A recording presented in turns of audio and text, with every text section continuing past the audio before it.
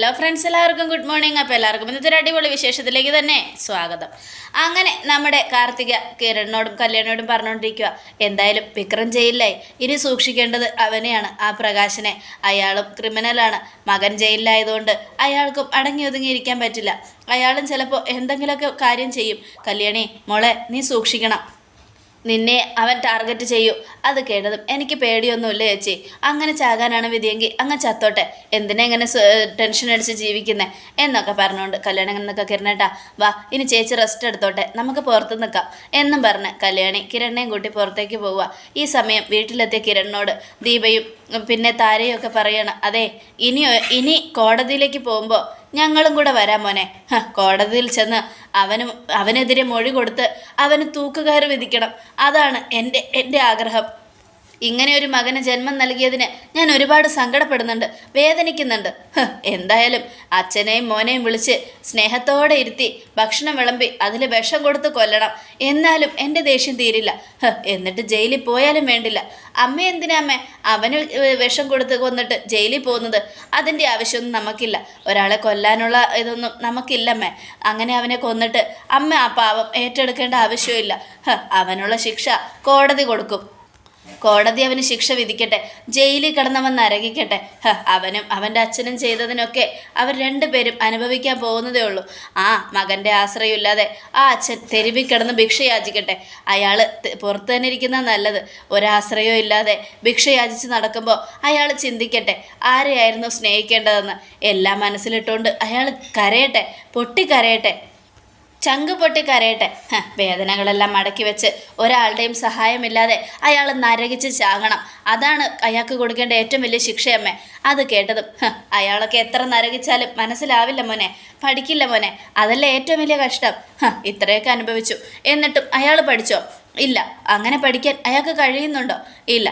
സ്വന്തം മകനെ കള്ളനാക്കി അവനെ മറ്റുള്ളവരുടെ തലയ്ക്കടിച്ചിട്ട് പ്രോത്സാഹിപ്പിക്കുന്ന ഒരു അച്ഛനാണ് അയാൾ. അങ്ങനെയുള്ളപ്പോൾ അയാളെ നമ്മൾ വെറുതെ വിടാൻ പാടില്ല മോനെ. സാരല്ലമ്മേ, എല്ലാത്തിനും അതിൻ്റേതായ ഒരു സമയമുണ്ട്. എന്തായാലും വിക്രമാദിത്യൻ ഇപ്പോൾ ജയിലിലാവും. അവൻ ജയിലിലായി കഴിഞ്ഞാൽ അവൻ്റെ അച്ഛന് സംരക്ഷകനായിട്ട് ആരുമില്ല. അങ്ങനെ വരുമ്പോൾ അയാൾക്ക് ഭിക്ഷ യാചിക്കേണ്ടി വരും. ഭക്ഷണം പോലും കഴിക്കാനില്ലാതെ അയാൾക്ക് ഭ്രാന്ത് പിടിക്കും. അങ്ങനെയാണ് അയാൾക്ക് കൊടുക്കേണ്ട ശിക്ഷ. നമ്മളെന്തായാലും ഇനി കോടതിയിൽ വെച്ച് അവനെ ബാക്കിയുള്ള നോക്കാം. എല്ലാം കൊണ്ടും ഇപ്പോൾ ഓരോരുത്തർക്കും ഓരോരോ വിഷമ. അവന് ജന്മം നൽകിയത് എന്തിനാണെന്ന് ഓർക്കുമ്പോഴാണ് എൻ്റെ ടെൻഷൻ. ഈ വയറ്റിൽ തന്നെയാണല്ലോ അവൻ വന്ന് പിറന്നതെന്ന് ഓർക്കുമ്പോൾ അതിനേക്കാളും വലിയ ടെൻഷൻ. ഈശ്വര, അമ്മേ, എല്ലാം അമ്മയുടെ കയ്യിലെ തെറ്റാ. പ്രകാശൻ എന്ന് പറയുന്ന ആൾ ദുഷ്ടനാണെന്ന് അറിഞ്ഞപ്പോൾ തന്നെ, ഇവളെ വയറ്റിൽ വെച്ച് തന്നെ കൊല്ലാൻ നോക്കിയെന്ന് അറിഞ്ഞപ്പോൾ തന്നെ അമ്മ അയാളെ ഉപേക്ഷിച്ച് പോരേണ്ടതായിരുന്നു. അമ്മ അയാളുടെ കൂടെ ജീവിതകാലം മുഴുവൻ സഹിച്ചു നിന്നതാണ് ഇത്രയും പ്രശ്നത്തിൽ കൊണ്ടെത്തിച്ചത്. അമ്മ വൈകിയെടുത്ത തീരുമാനം കുറച്ച് നേരത്തെ എടുത്തിരുന്നെങ്കിൽ അയാൾ പഠിച്ചു തന്നെയായിരുന്നു. ചെറിയ മകനെയും വെച്ചുകൊണ്ട് എന്ത് ചെയ്യണമെന്നറിയാതെ അയാൾ അലഞ്ഞു തിരിഞ്ഞായിരുന്നു.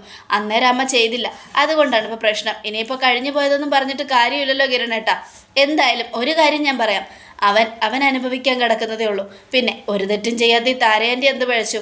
താരയാൻ്റിയുടെ അവസ്ഥയൊന്ന് ആലോചിച്ച് നോക്ക്. എപ്പോഴും സരയുനെ കുറിച്ച് ഓർത്ത് കരയാന്നല്ലാതെ ഈ ആൻറ്റിക്ക് വല്ല ഇതും ഉണ്ടോ? അവള് ഒരു ദുഷ്ടത്തിയാണ്. താരയാൻ്റിയുടെ വയറ്റിൽ വന്നാണ് ജനിച്ചത്. എന്നിട്ടും അവളെ പഠിപ്പിച്ചതും ഇതാക്കിയതൊക്കെ ആരാ? ദുഷ്ടനായ രാഹുലും അയാളുടെ ഭാര്യ ശാരിയും. ആ അവസ്ഥ ഇപ്പോൾ താരയാൻ്റിയുടെ മോൾ അനുഭവിക്കുന്നുണ്ട്. ആ മകളിപ്പോൾ വലിയ ദുഷ്ടത്തിയായി. മറ്റുള്ളവരെ ദ്രോഹിക്കാനും സ്വന്തം അമ്മയെ കൊല്ലാൻ പോലും മടിക്കാത്ത ഒരു ദുഷ്ടത്തി. അതൊക്കെ ഈ താരേൻ്റെ എന്ത് തെറ്റ് ചെയ്തിട്ടാണ് ഇങ്ങനെയൊക്കെ അനുഭവിക്കുന്നത്? അതുകൊണ്ടാണ് പറഞ്ഞത്, എല്ലാം കൊണ്ടും എല്ലാവരും അനുഭവിച്ചുകൊണ്ടിരിക്കുക. ഇനിയും ഓരോരുത്തരായിട്ട് അനുഭവിക്കാൻ പോകുന്നതേ ഉള്ളൂ. ദുഷ്ടരുടെ പതനവും നല്ലവരുടെ വിജയവുമാണ് ഇനി കാണാൻ പോകുന്നത് എന്നും പറഞ്ഞുകൊണ്ട് കിരൺ നേരെ അങ്ങോട്ട് പോവുക. ഈ സമയം രാഹുലിനെയാണ് കാണിക്കുന്നത്. രാഹുലും ഓരോന്ന് ആലോചിച്ചുകൊണ്ട് ഇങ്ങനെ ഇരിക്കുക. അപ്പോഴേക്കും കിരൺ വന്നു. അതെ, ഒരു സന്തോഷ വാർത്ത പറയാനാണ് വന്നത്. വിക്രമാദിത്യനുണ്ടല്ലോ, അവൻ ജയിലിലായി. അവൻ എന്തിനാ ജയിലിലെന്നറിയാമോ? അവൻ്റെ പെങ്ങളെ അവൻ തലയ്ക്കടിച്ചു. പെങ്ങള് ആശുപത്രിയില്ല. അത് കേട്ടതും രാഹുലിൻ്റെ മുഖത്ത് നല്ലൊരു സന്തോഷവും ചിരിയും. ആ സന്തോഷവും ചിരിയും കണ്ടതും നമ്മുടെ കിരണൊന്ന് നോക്കുക. അയ്യടാ, അത് പറഞ്ഞപ്പോൾ എന്താ ഒരു സന്തോഷം. അതെ, നിങ്ങൾ ഉദ്ദേശിച്ച പെങ്ങളെയല്ല അവൻ അടിച്ചു വീഴ്ത്തിയത്. ഇത് കാർത്തികയാണ്, അവൻ്റെ ഏറ്റവും മൂത്ത പെങ്ങളെ. ആ പെങ്ങളുടെ വീട്ടിൽ മോഷ്ടിക്കാൻ കയറി അവളുടെ തലയ്ക്കടിച്ചാണ് അവൻ വീഴ്ത്തിയത്. എന്തായാലും നിങ്ങളുടെ എടങ്കയും ജയിലിലായി. ഗംഗാപ്രസാദിനെ പോലെ അവനെയും ഇനി ഞങ്ങൾ ജയിലിലാക്കും. പിന്നെ അവനെ ഒരുപാട് ഇടിയും കൊണ്ട് ചതഞ്ഞ് തന്നെയാണ് ജയിലിലേക്ക് പോയിരിക്കുന്നത്. അവൻ ഒരു രക്ഷയുമില്ല രാഹുലേ. എനിക്കും ഈ കുഴപ്പമൊന്നും ഇല്ലായിരുന്നെങ്കിൽ തന്നെയും ഓടിച്ചു നുറുക്കി ഞാൻ ജയിലിലാക്കി തന്നെയായിരുന്നു. 3 എണ്ണം ജയിലിൽ കിടന്നാലേ പുറത്തുള്ളവർക്ക് സമാധാനം കിട്ടും. ഒരു കാര്യം ഞാൻ ചോദിക്കട്ടെടോ, താൻ എന്തിനു വേണ്ടിയാ ഇത്രയും കഷ്ടപ്പെടുന്നത്? കിരണേ, സത്യം പറഞ്ഞാൽ ഞാൻ അവനെയൊന്നും സപ്പോർട്ട് ചെയ്യുന്നില്ല. അവർ ജയിലിലായതിൽ എനിക്കെന്താ കുഴപ്പം? അവർ ജയിലിലാവട്ടെ, എനിക്കതിൽ സങ്കടമോ സന്തോഷമോ ഒന്നുമില്ല. അത് കേട്ടതും തനിക്ക് നല്ല സങ്കടമുണ്ടെന്ന് എനിക്കറിയാം. കാരണം താനിവിടെ കിടക്കുമ്പോഴും പുറത്തുനിന്ന് തന്നെ സഹായിക്കാനുണ്ടായിരുന്ന 2 പേരാണ്, വിക്രമും ഗംഗാപ്രസാദും. 2 എണ്ണം ജയിലിലായതിൻ്റെ സങ്കടം തനിക്ക് നന്നായിട്ടുണ്ട്. എന്തൊക്കെയായാലും താൻ ചെയ്തു കൂട്ടിയതിനൊക്കെ താൻ അനുഭവിക്കല്ലേടോ. എൻ്റെ അമ്മയെ പറ്റിച്ച് എല്ലാ സ്വത്തുക്കളും തട്ടിയെടുക്കാനല്ലേ താൻ തീരുമാനിച്ചത്? എന്നിട്ടിപ്പോൾ എന്തായി? തൻ്റെ മകളുടെ ജീവിതം എങ്ങനെയായടോ? അവൾക്കിപ്പോൾ സമാധാനമുണ്ടോ? അവളുടെ ജീവിതം തകർന്നു. അതുപോലെ തന്നെ ലോകത്ത് ഒരു സമാധാനം ഇല്ലാത്ത അച്ഛനും അമ്മയായില്ലേ താൻ? നിങ്ങളുടെയൊക്കെ സമാധാനം ഇല്ലാതാക്കിയത് നിങ്ങളുടെ പ്രവൃത്തിയാണ്. നിങ്ങൾ ചെയ്തു കൂട്ടുന്ന ഓരോ കാര്യവും നിങ്ങൾ അനുഭവിപ്പിക്കും. നിങ്ങൾ ചെയ്തു കൂട്ടുന്ന ഓരോ പ്രശ്നങ്ങളും നിങ്ങൾക്ക് തന്നെ തിരിച്ചടിയായിട്ട് വരും. തൻ്റെ മകള് ഒരുപാട് സന്തോഷിക്കണമെന്നും നല്ല നിലയിൽ ജീവിക്കണമെന്നൊക്കെ താൻ പറഞ്ഞില്ലേ? എന്തായാലും നിങ്ങളൊക്കെ പറയാറുണ്ടല്ലോ എൻ്റെ ജീവിതത്തിലേക്ക് കല്യാണി വന്നതാണ് എൻ്റെ നഷ്ടമെന്ന്. എന്നാൽ ഒരിക്കലുമല്ല, അവൾ എൻ്റെ ജീവിതത്തിലേക്ക് വന്നതാണ് എൻ്റെ സന്തോഷം. അവൾ എൻ്റെ ജീവിതത്തിലേക്ക് വന്നില്ലായിരുന്നെങ്കിൽ തൻ്റെ മോൾ എൻ്റെ ജീവിതത്തിലേക്ക് വരുമായിരുന്നു. അങ്ങനെ വന്നിരുന്നെങ്കിൽ എൻ്റെ ജീവിതം തന്നെ തകർന്നു പോയെന്നെ. പക്ഷെ കല്യാണി എൻ്റെ ജീവിതത്തിലേക്ക് വന്ന അന്ന് മുതൽ എനിക്ക് ഉയർച്ച മാത്രമേ ഉണ്ടായിട്ടുള്ളൂ, സന്തോഷവും. അത് താൻ മനസ്സിലാക്കിക്കോ. എന്ന രാഹുലെ, ഒരു കാര്യം ഞാൻ പറയാം. തൻ്റെ ജീവിതം ഇങ്ങനെ ആയിപ്പോയത് എന്താണെന്ന് അറിയാമോ? താൻ ചെയ്ത പ്രവർത്തികളാണ്. എൻ്റെ അമ്മ തന്നെ ഏറ്റവും കൂടുതൽ സ്നേഹിച്ചു. സ്വന്തം ഭർത്താവിനേക്കാൾ തന്നെ വിശ്വസിച്ചു. താൻ ആങ്ങളെയാണെന്നുള്ള വിശ്വാസവും സ്നേഹവും രക്തത്തിലൂടെ താനൊക്കെ ഇനി അനുഭവിക്കാൻ കിടക്കുന്നതേ ഉള്ളടോ. തൻ്റെയൊക്കെ ജീവിതം മാറി മറിയും. എന്തായാലും തൻ്റെ മോള് ചെയ്തു കൂട്ടിയ ഓരോ പ്രവൃത്തിയും താനും അനുഭവിക്കും, അവളുടെ മകളും അനുഭവിക്കും. എടോ, താൻ ഇത്രയൊക്കെ ശ്രമിച്ചിട്ടും അവൾക്ക് നല്ലൊരു ജീവിതം ഉണ്ടായോ? എന്തുകൊണ്ടാണ് അവൾക്ക് ജീവിതം ഉണ്ടാവാതിരുന്നത്? തൻ്റെ പ്രവൃത്തികൾ കൊണ്ട്. താൻ നല്ലതായിരുന്നെങ്കിൽ തൻ്റെ മകൾക്ക് നല്ലൊരു ജീവിതം കിട്ടിയാനെ. പക്ഷെ താൻ ആഗ്രഹിച്ചത് ഒരുപാട് മുകളിലാണ്. അത് തനിക്ക് ദൈവം തന്നെയായിരുന്നു. തൻ്റെ സ്വഭാവം നല്ലതായിരുന്നെങ്കിൽ, താൻ എൻ്റെ അമ്മയെ ചതിച്ചില്ലായിരുന്നെങ്കിൽ, എൻ്റെ അമ്മയെ എൻ്റെ അച്ഛനെയും തമ്മിൽ പിരിച്ച് താൻ ചെയ്തു കൂട്ടിയ ഓരോ പാപവും തൻ്റെ തലവിട്ട് പോകില്ലടോ. ഇനിയും താൻ അനുഭവിക്കും. താനും പുറത്തെങ്ങാനും ആയിരുന്നെങ്കിൽ തന്നെ ഓടിച്ചു നുറുക്കി ഞാൻ ജയിലിലാക്കിയാനെ. പക്ഷെ ഇനി അതിൻ്റെ ആവശ്യമില്ലെന്ന് തോന്നുന്നുണ്ട്.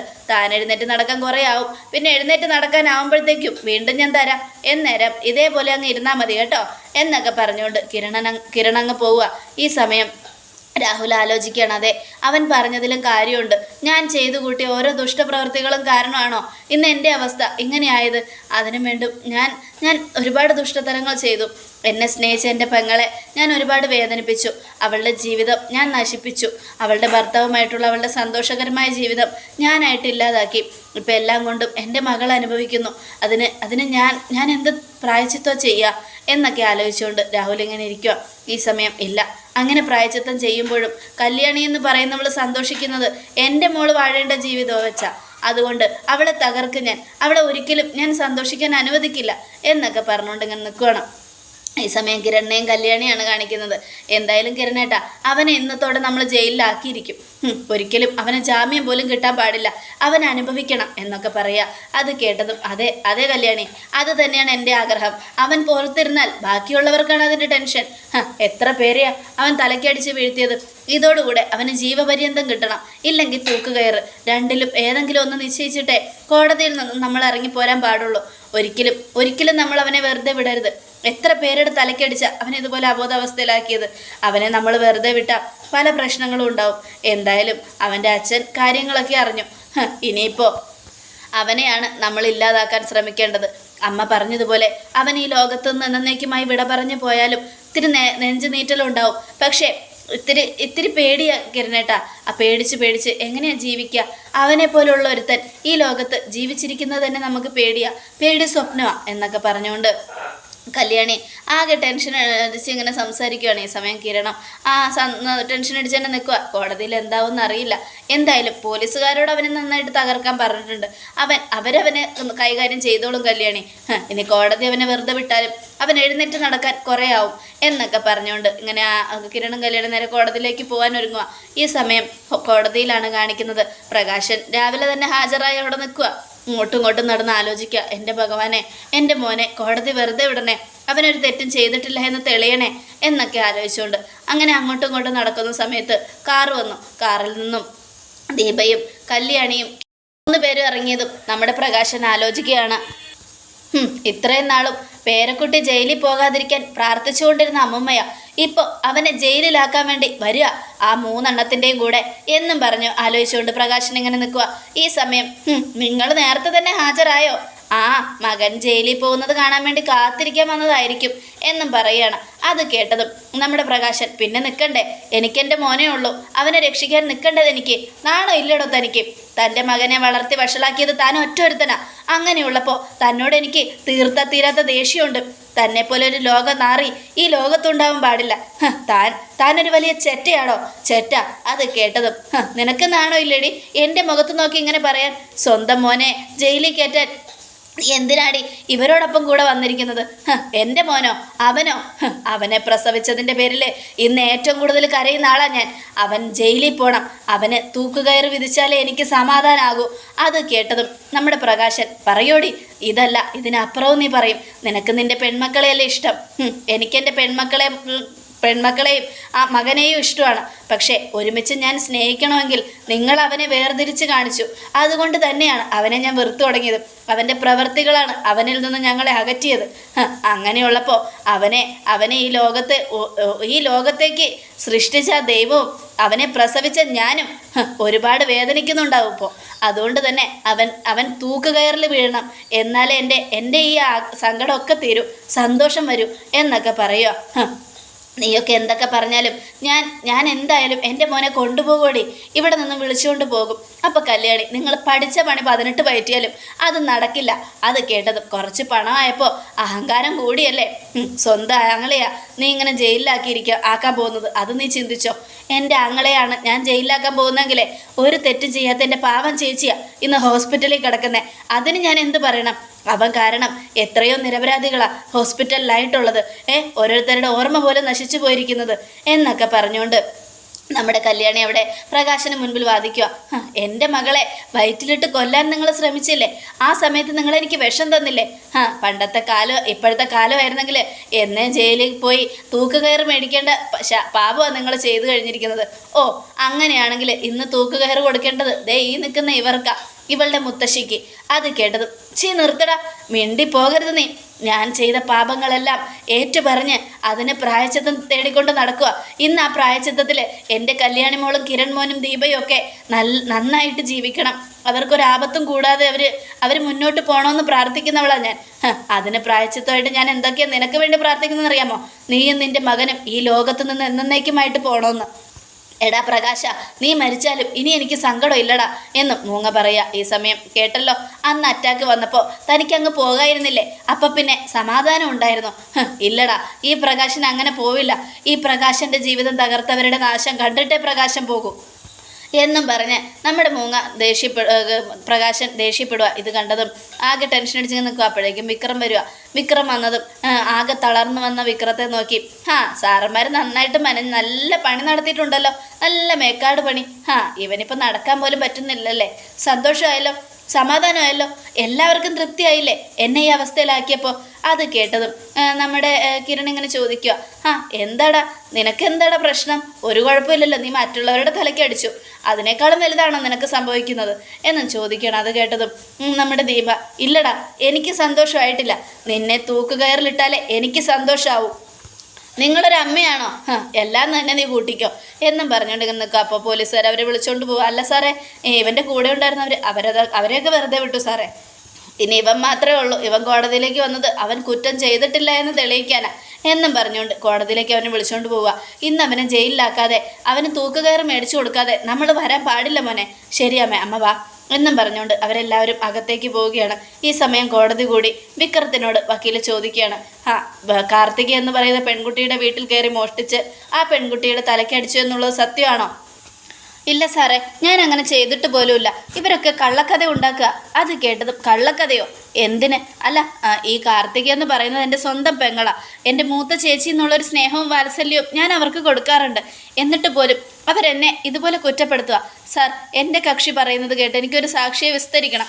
അപ്പോൾ കായൽവാരത്ത് ഭാനുമതിയുടെ മകൻ പ്രകാശനെ വിളിക്കുകയാണ്. ഇപ്പോൾ പോലും അവൻ്റെ പേരിൻ്റെ തുമ്പിൽ എൻ്റെ പേരാ. അത് മാറ്റണം, ആ പേരങ്ങ് വെട്ടിക്കളയണം എന്നും മൂങ്ങ പറയുകയാണ്. അപ്പോഴേക്കും പ്രകാശം കയറി വന്നു. ഈ പറയുന്നതൊക്കെ സത്യമാണോ? സത്യമാണ് സർ. എൻ്റെ മോന് എൻ്റെ മൂത്ത മോളോട് സ്നേഹം കൂടുതലാണ്. എന്നിട്ടും ഇവനെ ആർക്കും ഇഷ്ടമല്ല.